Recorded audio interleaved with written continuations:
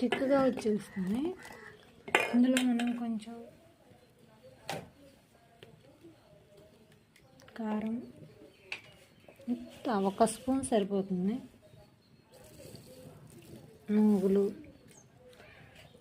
అది ఆల్టర్నేట్ అండి, మన ఇష్టం. మనకు కావాలి, మాకు ఇష్టం తింటాము అంటే వేసుకోవచ్చు, లేదంటే స్కిప్ చేయొచ్చు.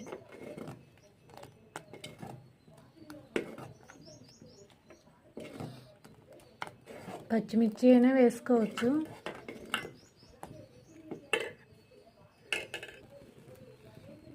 ఒక స్పూన్ జీలకర్ర,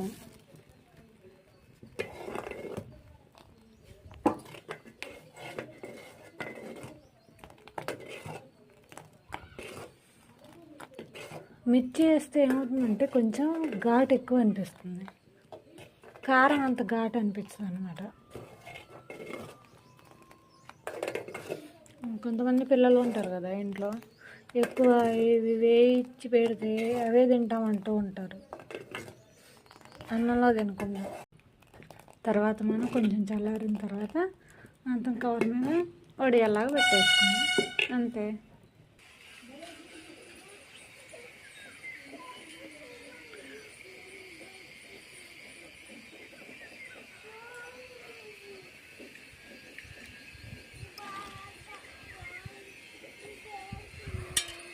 ఇంకా అన్నీ ఇలా పెట్టేసుకోవటమేనండి. 2 days కనుక బాగా ఎండలో ఎండితే కనుక మంచిగా వస్తుంది, అవే లేస్తాయి అన్నమాట.